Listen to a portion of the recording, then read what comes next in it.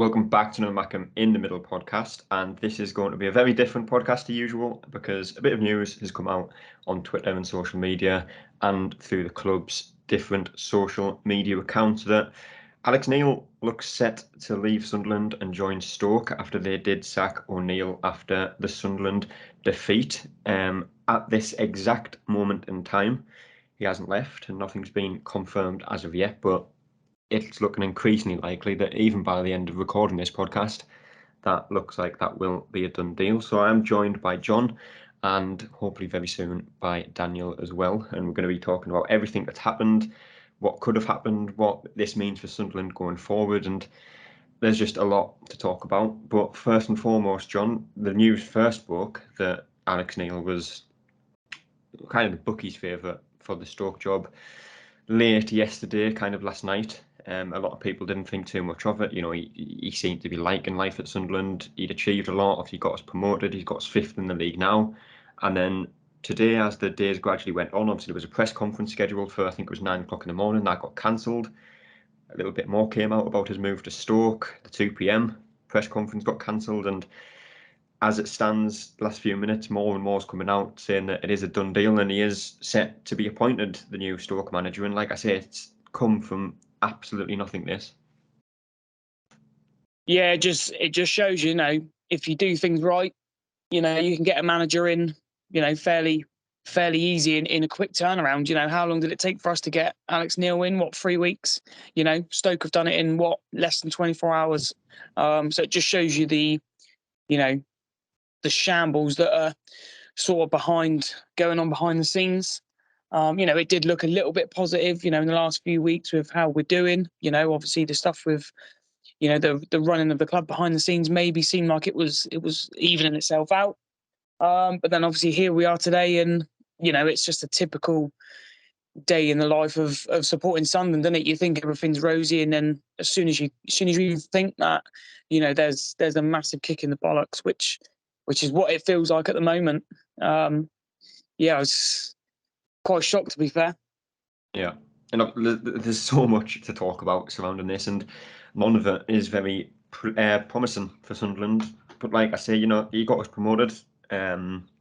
He came in, took us on an 18 game unbeaten run, became a fan favourite at Sunderland. Everyone was happy with him. Like I say, we started this season very well, albeit we haven't actually won at home yet, but we're fifth in the league. Went toe-to-toe with the likes of Sheffield United, obviously beat Stoke, which I'm starting to think we probably shouldn't have done that. But it's a massive blow for Sunderland, this, and it's a one that I don't think anyone knows what's going to happen now. No, it is a massive blow. Obviously it's totally up in the air now. You don't know who you're going to get. In terms of replacements, the continuity. Do we have a plan in place? Probably not, because we didn't expect these type of things. But again, you've got to protect your assets, and Alex Neil, no different. We in the summer, we saw new deals for the youngsters, Patterson, and the likes of Dan Neil, protecting those commodities. And I don't think Alex Neil's any different. Years gone by, which is why we're probably, in the shit that we're in. We've heavily backed people who didn't really deserve the backing, and then once you've done that, you then get someone who probably does need the backing and deserves the backing that doesn't really get what they need or they should get. And again, we find ourselves here. I think contractually, obviously I don't know the ins and outs of his contract, but apparently we obviously had to give permission to Stoke to let him speak. But then to us, did we make it clear to Alex Neil that we really wanted him to stay? Why was he not tied down in the summer? Obviously, I think as a fan base, we'd have said, after the playoff final, get him in that boardroom before he goes on his holiday and say, right, here's your 3-year deal, here's your blank canvas, obviously within reason, within budgets agreed, blah, blah, blah, blah. But obviously that hasn't happened. And when you don't do that, there isn't, as fans, we are the most loyal people to the club. We're probably a bit misguided when we sometimes think that managers and players, regardless if they're from here or not from here, or they've done really well here, are they as loyal as us? Obviously, history tells us no, not very often. So I think, like I say, we're in. We'll call it turmoil at the moment, because we are literally, there's less than 24 hours before a game. I'm sure they've been building up all week because they've had a fresh week. It puts a bit of a mockery on that. Who do you have in the dugout tomorrow? It's a real mess, but we are used to it. It's a typical Sunderland mess. Yeah, and obviously this is it's just hard to kind of understand what's happened. People don't know why this has happened, why it's happening. There's probably 101 reasons why Alex Neil's left Sunderland to go to Stoke, and a lot of them probably won't ever come out. We probably won't ever learn of them. But there's been rumours about, obviously there was issues about the contract. People were saying, we should have offered him a proper full-time deal. Obviously, he was on a 12-month rolling contract, which I think Alex Neil actually spoke about on the official Sunderland podcast a few months back. And he, obviously, it's on the Sunderland podcast, so it's quite hard for him to come out and say, no, I don't like that, I want to be given this, etc. But it seems to be quite a popular thing in football nowadays, a rolling contract. But when he's done so well, when he's got you promoted, when he started this season so well, people were wondering whether we'd stay up, whether we'd be fighting relegation or what. As it stands, we're in the playoffs. It seems like a brainless decision from the board not to have tied him down to a contract, and not to have offered him whatever Stoke have offered him, essentially. Yes, it's massively brainless. And again, we go back to, we've spoke for a few weeks about the naivety of the team, and it's, you could say it's a naivety from the club. As soon as we get, a half-decent youngster, we'll take Patterson, for instance. Now, he's on sort of, he's done well in the first team, and now we're talking about he's on sort of, a 4 or 5 year deal. Same with Dan Neil, protecting the club, protecting us, as a protecting our assets. And that's no different to the manager. If you are going to put him on a 12-month rolling contract, he's then going to have the flexibility of thinking, well, I've only got this long. Stoke can come in with I'm sure he'd be on a decent bit of money there. And again, football's it's not built on, the real loyalties again that it used to be of, I've done well, and that they've, the fans have done well to me, so I'll stay in those, in that surrounding. It's, well, here you go, it's a 3 year deal. You can go to here, and, you can earn this money. There's your security, and, happily take that, and, disappear from all the good work that's in place. That, let's be honest, he's done a cracking job. Personally, I absolutely love the bloke, up until, sort of 5 hours ago. Yeah. But it's, again, it just shows the mismanagement of the club to not, if you desperately wanted him, you would make him stay. You would say, right, yeah, I know we're obliged to give you a new, to let you speak to Stoke, but we want you to stay. We're going to do every single thing in our power to make sure. We were so desperate for you to stay. And obviously we don't know the ins and outs, but it seems to me like that hasn't happened, and it's already, a done deal, and it's gone through. So did we do enough? It doesn't seem to me like it. Obviously we don't know, but by all accounts, the Netflix, cameras are down at the academy. So hopefully captured everything, and then, in 8 months' time when it's released, we can have another meltdown about how it went down, and see some, real amateur, sort of backroom, antics that the club just are consistently displaying. Yeah.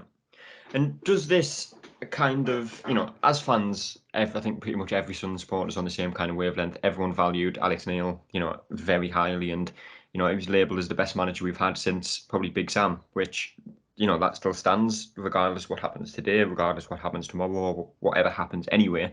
That still stands. There's obviously going to be a sour taste in the mouth when he leaves, because he's done so well. But in terms of how well he's done here, I don't think anyone's opinion on that will change. But with Stoke having approached him and, seemingly persuaded him to take the job, does that kind of imply that the Sunderland board might not value Alex Neil as highly as we did as fans?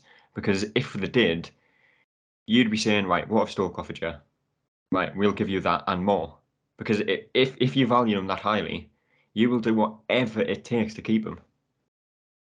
Yeah, and that's like we're saying. That's when we're going back to, I think this might be some sort of like a legacy thing of the club. where we spent, quite heavily, in the Premier League.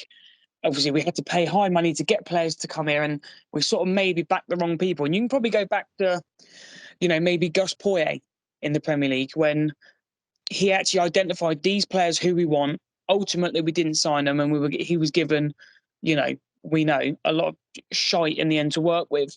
And it was almost a case of the club, even though we've changed owners a few times since then, it's a legacy thing of we can't properly back our man and give them, yes, a lot of things went wrong at the club, but it was wrong, from top to bottom. So literally at the very top, they're the ones who got it wrong. And it's the people coming in at the top who just can't seem to give, that full backing. And for Alex Neil to deliver in such a short space of time when we were really, really poor, in certain times, and it's a bit languishing in League One, and, worse finishes, for him to come in, that quick turnaround, to do what he did. He obviously lost, Defoe, which was supposed to be a big thing, did it with almost sort of one striker.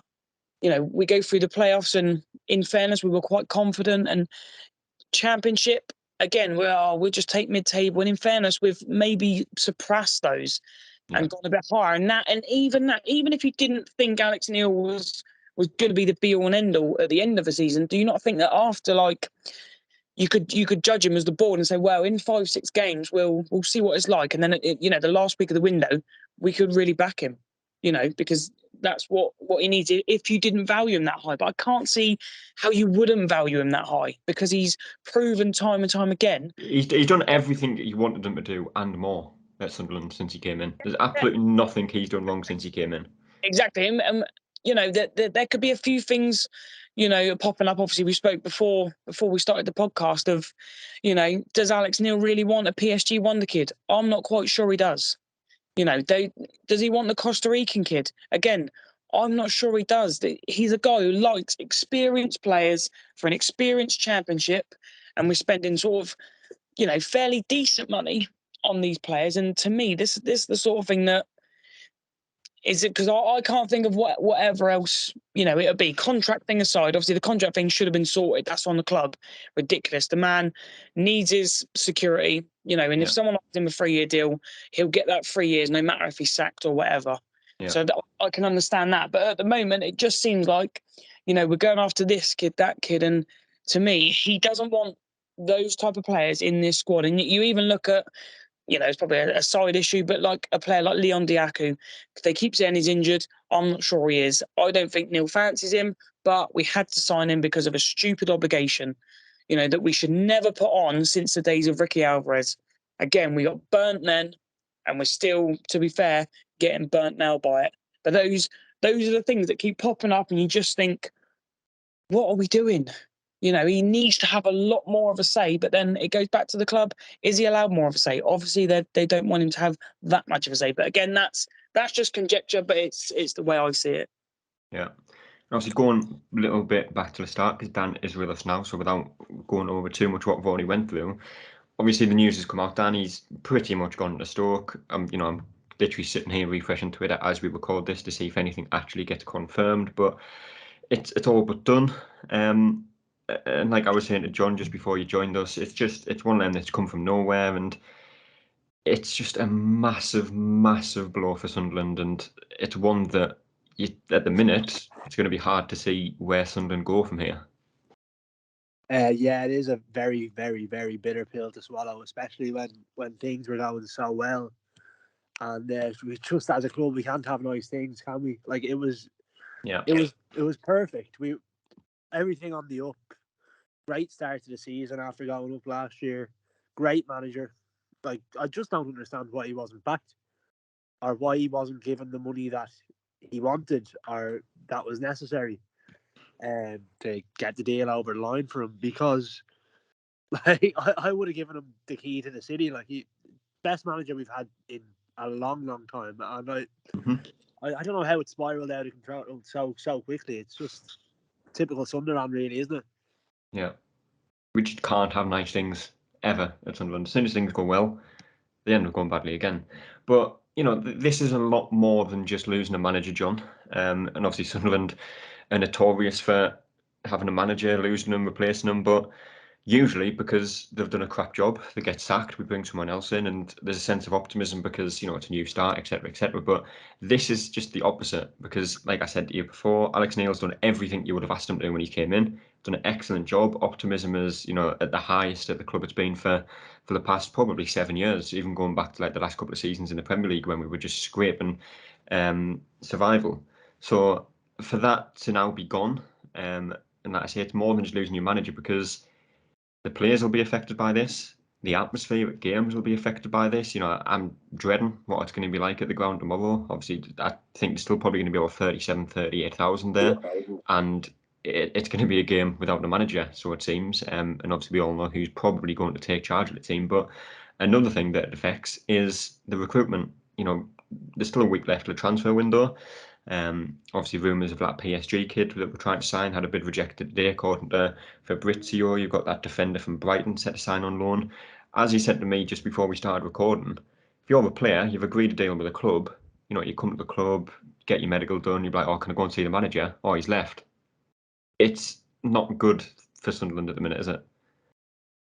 No, it's not, and it's ultimately, it's not good enough from top to bottom. It puts a cloud over. Do we, would the club have expected this to come about? Probably not, and would have thought maybe a bit cocky. Oh, don't worry, it's only Stoke. We could probably see them off, which obviously hasn't happened. So again, it's massive naivety. And then, right, it's the conversation this afternoon is right. So what? Who do we start with? It took 3 weeks for us to get Alex Neil, in, and Stoke have taken him like we said earlier within sort of 24 hours. You just don't have any faith that the people upstairs, and it doesn't matter what it is, doesn't matter if it's a ticket office or the shop or putting a transfer through or just something very simple. As recruiting a manager, I'm sure they'll put out a tweet later saying, "Oh, we're inviting applications for the managerial." It wouldn't surprise me if that tweet came out. There's just no, in the background that you just know stuff's going to get done and it's going to get done efficiently. And again, they probably looked at Stoke and thought they're not really a threat. I was there last Saturday and it was an awful place. All round, the atmosphere, everything was awful about it. So for him to go off, and choose that over us, it's just fucking shit, to be fair. Yeah. And Sunderland obviously need to look for a new manager now, Dan, and that's going to be it's going to be a difficult task for those involved in finding a new manager because, quite frankly, there's not too many out there. Obviously, just before we wrap this up in about I don't know how long because it's still plenty to talk about, but we'll obviously go through a couple of the names that could potentially be mentioned. But it's just hard to explain how it feels at the moment with him going, with how the players will respond to this, how the fans will respond to this. It's just an absolute mess that it's happened, and probably the worst thing about this whole thing is the timing of when it's happened.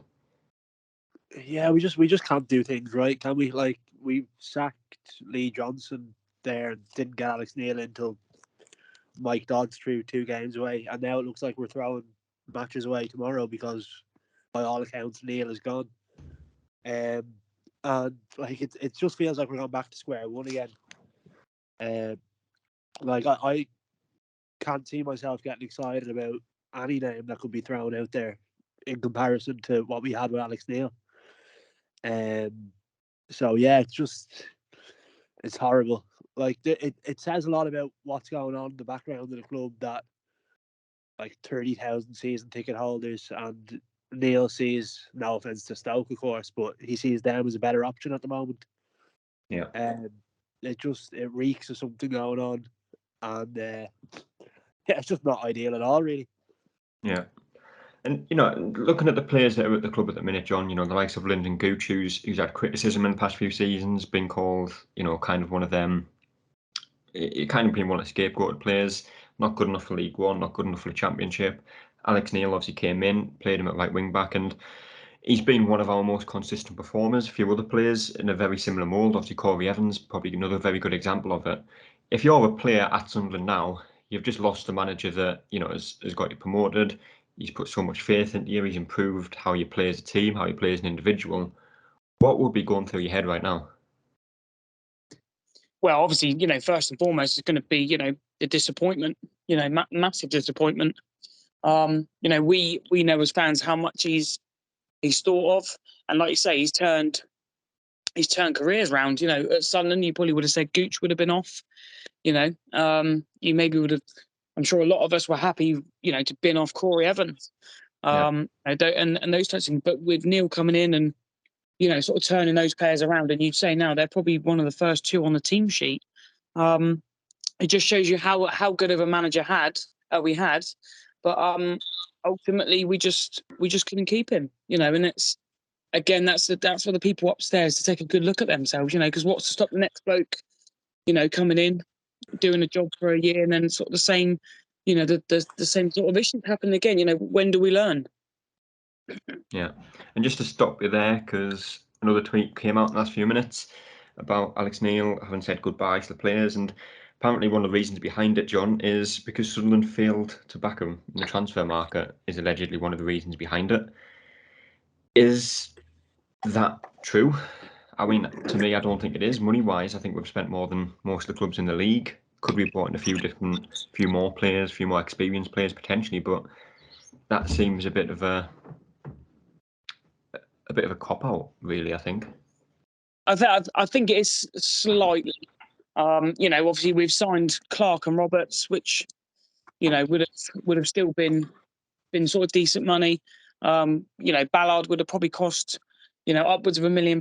There was obviously the obligation to get Deaku in, which I think was probably, like we said earlier, a bit of wasted money, because I don't think he wants him. But maybe at the moment, I think you could tell in the last few press conferences that he was just getting the needle just a little bit of, because we're not really getting any experienced players in. And it's very much a slow burner. It's all well and good going around and getting the best youngsters from here, from there. But, like I said, is he going to fancy the PSG kid? I don't think so. Is he going to like Jewis and Bennett? I don't. They're just not his players, I don't think. And ultimately, if you can weigh up and say, well, I've got a 3-year deal waiting for me down at Stoke, got a very, very, I'd say, experienced team. You're probably going to take that, and that's unfortunately that's where we're at. And I don't think we'll have, it's not like Alex Neil's going to come out now and say, well, Sunderland didn't do this and Sunderland didn't do that. I think it's all, it's going to be a bit of, what's the word? Sort of just maybe just hide behind it, and see where we go, because ultimately we're still looking at, I'd say we're still looking at 4 to 6 players, but yeah. And there is an alarm going off. There we go. It's gone off now. Yeah, it'd be ideal, if we could start signing players, sort of permanently, to build. We don't, loans are good, but we don't want too many loans. Those that, and maybe that's just one of his frustrations, and that can, bottle up with obviously the contract situation. And if something better comes along, there's, like we said, there's no loyalty in football anymore. Yeah, and I think one of the things that confuses me the most about obviously that what I've just mentioned there about the Sunderland not backing them in the transfer market, like I've said, they've spent more money than most of the clubs in the league. I think it was actually about 2 million they spent on Ballard. I think the bid, I think it was €3 million for this French kid. Jewis and Bennett, I think, was around £1 million. Jack Clark potentially 4, rising to 10. So they've spent money. In terms of bringing players in, yeah, they could have probably bought a few more in, and it looks like they were going to. Obviously, that Van Heck, who, I mean, 6 hours ago looked to be a done deal. Whether that changes now because of the manager situation is yet to be seen. But the thing that doesn't make sense to me is using that as an excuse to leave Sunderland, Dan, when you go into Stoke, who financially are in a worse situation than Sunderland are. They will probably have less money to spend. They'll be able to bring in less players, offer less wages. It just doesn't quite add up to me. No, it doesn't really make sense, and there's definitely more than meets the eye when it comes to what's gone on. In regards to him saying he doesn't have the backing to get the transfers he wants, the only thing I can think of is if they just wouldn't let him sign players he wanted to sign, rather than like spend the money that he wanted to spend. That's the only thing I can think of in regards to that.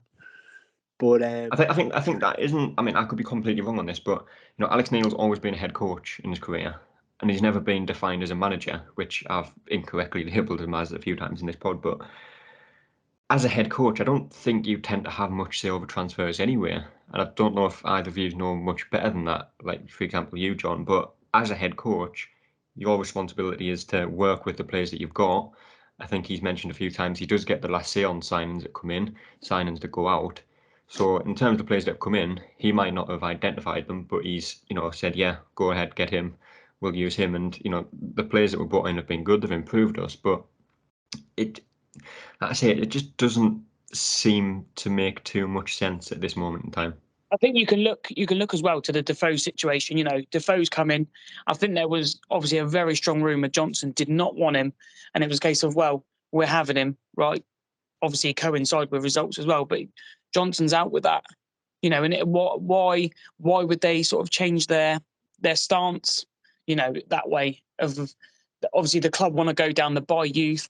Can we, get them onto a good platform in sort of 1 or 2 years and then sell them on for 20 million? That seems to be, and sort of just hover around the championship. That seems to be the plan at the moment. And maybe that's not the plan that Alex Neil, is on board with at the moment. Maybe it's more he wants, because let's be honest, what we've seen in this league, we shouldn't fear anybody. And if we added sort of 3 or 4 decent players, if we had another good striker, we'd say another defender, maybe competition for the goalkeeper, and another one who can sit in the middle for Corey Evans. We're not talking about massive amounts of money, but solid championship players who are on the up and up, but obviously they're not sort of 19, 20. You're probably looking then that maybe we're not too far away from the Premier League. And we've come in with Alex Neil, we've come a very long way in a short space of time. And maybe, just maybe, it's a little too fast, for the club. And the club saying, well, we need to build, we need to stabilise, and I think Neil maybe thought we could go, we could go a little bit further and a little bit quicker if you give me the tools. And ultimately, by the looks of it, he hasn't been given those. Yeah. And obviously, it was only yesterday that Stoke sacked their manager, Dan, and 24 hours later, they have essentially got the new man in Alex Neil. Like I say, at this exact moment in time, still not confirmed. It will be confirmed today, possibly very shortly, I don't know. But, he's already said his goodbyes. He's already travelled to Stoke, according to a few different reports and whatnot. So, it's done. But the important thing is for Sunderland now is how they move on from this, how quickly they find a new manager, how quickly they can, the recruitment is still important. And I don't think that really changes too much with or without Alex Neil, because like I say, I think Speakman and co are still kind of the ones that call the shots in that sense. So the players that they want to bring in will probably be the same players that they want to bring in under a new manager. Whether them players still want to sign, not knowing who they're playing under, is obviously a different case. But Sunderland need to react quickly to this. And if Stoke can bring in a new manager that's under contract within 24 hours, there is no reason why Sunderland shouldn't and can't have a manager by Monday at the latest.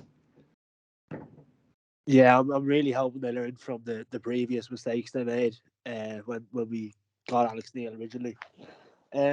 Yeah, it just goes to show how much of a shambles really that was. Stoke getting a new manager within 24 hours, and we always seem to delay things and kind of play poker with situations we shouldn't be playing poker with, where we should just get the deal done and stop messing about. So I'm hoping we can get someone of decent quality fairly quickly, and I can see a lot of managers wanting to go to Sunderland now. Whether they want to stay there after they find out what's going on behind the scenes, because there definitely is something going on there, is another thing. But yeah, there's no reason, like you said, there's no reason we shouldn't be able to get a manager in and sort it out soon. And the quicker we get it done, the better. Yeah. And obviously, Sunderland, they've went for fairly ambitious managers in the past, John, especially during League One. Obviously, Sean Dyche was mentioned in League One. Obviously, we brought in Alex Neil, which was quite a surprise at the time because he's certainly a top end, if not mid-table, at the minimum, Championship manager. So we brought him in.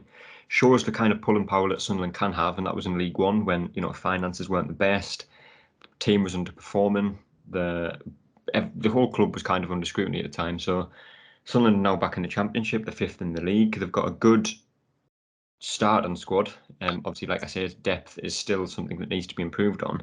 So in terms of managers that they should be able to attract, if they want to do well this season, if they do have ambition, it makes sense for the likes of Chris Wilder to potentially be linked. Would he leave Borough? Possibly not. Who knows? But again, who would have thought Alex Neil would have left Sunderland for Stoke? So there's a few names that will be mentioned. And just looking at the tweet that I put out not too long ago, a few of the ones that were mentioned, obviously Sean Dyche was one of them. He's without a job. Liam Mannon, I think he is MK Dons manager at the minute. Obviously they've been pretty good at hiring managers and then them going on to bigger and better things. Neil Warnock is a manager that's been mentioned. There's a few that certainly come up. Is there anyone at this moment in time that stands out as someone that could come in, someone that would come in and either improve us or keep us at the same level that we were performing under Alex Neil? Again, that's you're probably asking the $1 million question that even the people at the club are probably a little bit like thinking, well, who do we go for?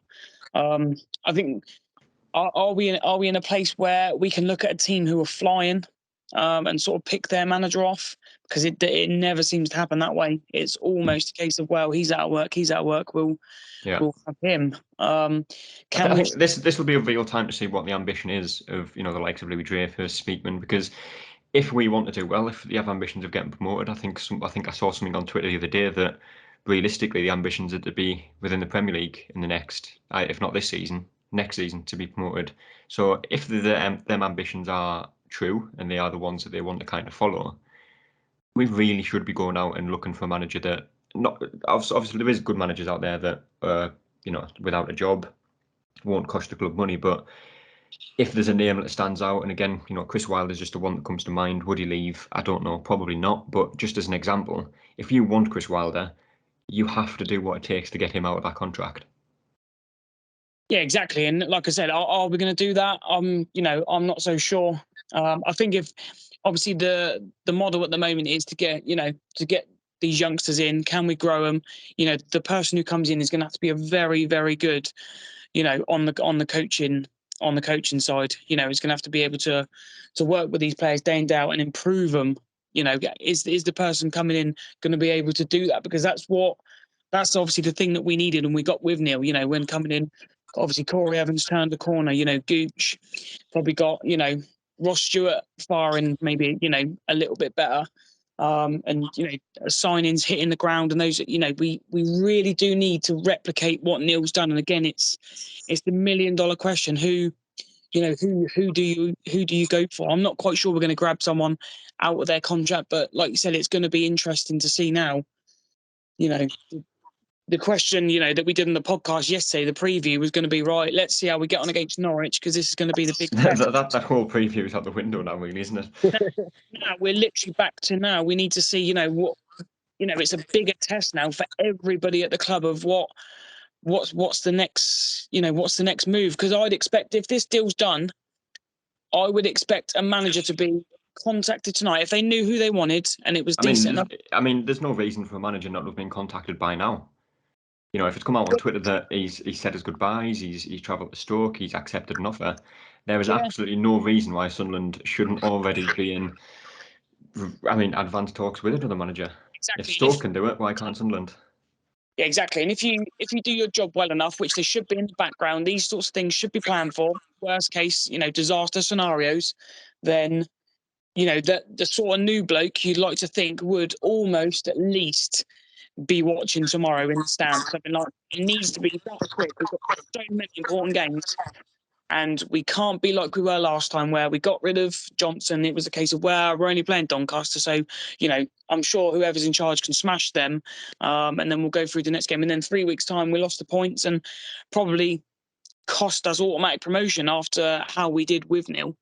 So again, it's another massive test that hopefully they've learned from that mistake. But we wait with bated breath, don't we? Yeah. And I've just accidentally muted Dan there. I didn't actually know you could do that. So I don't know if you're going to mute yourself, Dan, because it won't let me. There we go. Didn't mean to do that, I promise. But just before we wrap it up, I'm going to put you both on the spot. One manager that Sunderland should be looking for to replace Alex Neil. If you had to pick one now, Dan. Oh, you got me there. Jose Mourinho. I don't know if he'd manage Luke O'Nien very well.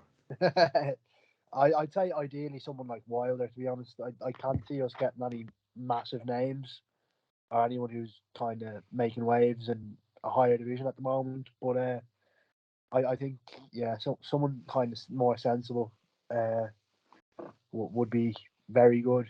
I'm still kind of in shock, to be honest. I don't know. I didn't think we'd be having this conversation today. Yeah.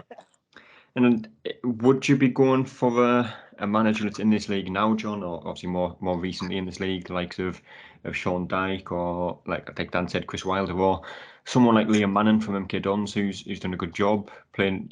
He's a player that certainly has to rely on youth players at MK Dons. That's obviously kind of a similar transfer policy to how Sunderland act. Different league, young manager would be a risk, but is that something that Sunderland could potentially look for, or is it again just a case of getting a manager that knows this league, succeeded in this league before, and go from there? Yeah, ultimately we'd like someone with a proven track record, and I'm probably of the the opinion now, and Alex Neil's probably taught me this, that I don't have to be inspired by a manager. When at the start, when he comes in, when Neil came in, I was obviously, a lot of us were all underwhelmed. We thought it was going to be Keane, for the I think that's the risk with Sunderland now as well, though, isn't it? The kind of mood when a new manager does come in, because no one wanted Alex Neil to leave, and when Roy Keane was linked, everyone wanted him. Alex Neil was announced, everyone was like, oh, I kind of wanted Keane, but okay, we'll get behind him. It's going to be a very similar feeling this time around as well, I think. Yeah, of course it is, and that's exactly the sort of thing I was alluding to. And in fairness, I'm happy with that, as long as the person coming in just gets the job done, and we're sort of on our merry way almost. I genuinely couldn't. Obviously, I didn't even need to think of who could we get in as manager, because obviously we were very much in the dark of him going. Obviously the teams that like the Liam Mannings, of MK Dons and those types of people are, they'll always get looked at. I think even I don't think Swansea are playing too well when they took, was it MK Dons manager, or something like that. So you never know, and you never know with us. Can we attract a bigger name? I expect we can.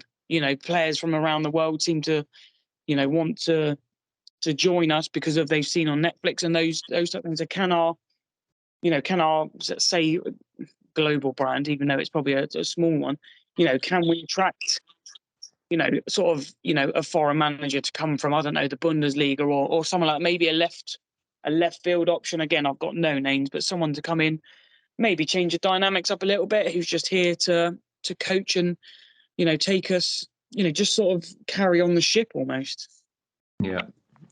And another thing that's just been mentioned, I don't know how true it is, because it is from one of them accounts that doesn't necessarily hold too much credibility, but apparently Sunderland also made no attempt to compete with the wages that Stoke had offered Alex Neil.